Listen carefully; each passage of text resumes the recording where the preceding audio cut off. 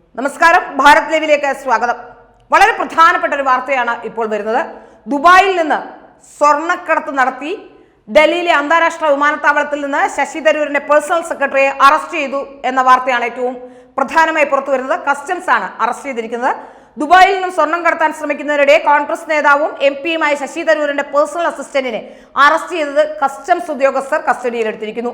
ഡൽഹി വിമാനത്താവളത്തിൽ നിന്നാണ് ശശി തരൂരിന്റെ PA ശിവകുമാർ അറസ്റ്റിലാകുന്നത്. ഇന്നലെയാണ് സംഭവം. IGI എയർപോർട്ടിലെ ടെർമിനൽ 3-ൽ നിന്നാണ് ഇയാളെ പിടികൂടിയത്. ഇയാളുടെ കൂട്ടാളികളിൽ ഒരാളിൽ നിന്ന് സ്വർണം മേടിക്കുന്നതിനിടെയാണ് ശിവകുമാർ കസ്റ്റംസിന്റെ പിടിയിലാകുന്നത്. വിദേശത്തു നിന്ന് തിരിച്ചെത്തിയ ആളിൽ നിന്നാണ് ശിവകുമാർ സ്വർണം കൈപ്പറ്റിയത്. 30 ലക്ഷം രൂപ വില മതിക്കുന്ന സ്വർണ്ണമാണിതെന്നും കസ്റ്റംസ് ഉദ്യോഗസ്ഥർ അറിയിച്ചു. പിടിച്ചെടുത്ത സ്വർണത്തിന്റെ ഉറവിടം സംബന്ധിച്ച ഉദ്യോഗസ്ഥർ ചോദിച്ചെങ്കിലും ശിവകുമാർ വിവരം കൈമാറിയിട്ടില്ല എന്നാണ് സൂചന. എന്തിനാണ് സ്വർണം കൊണ്ടുവന്നത് എന്നതുൾപ്പെടെയുള്ള കാര്യങ്ങൾ ചോദിച്ചെങ്കിലും കൃത്യമായ വിവരം നൽകാനോ സ്വർണത്തിന്റെ രേഖകൾ ഹാജരാക്കാനോ ശിവകുമാറിന് സാധിച്ചിട്ടില്ല. സംഭവത്തിൽ വിശദമായ അന്വേഷണം നടത്തുമെന്ന് ഉദ്യോഗസ്ഥർ അറിയിച്ചു കഴിഞ്ഞു. നിലവിൽ കസ്റ്റംസ് ഉദ്യോഗസ്ഥർ ശിവകുമാറിനെ ചോദ്യം ചെയ്തു വരികയാണ്.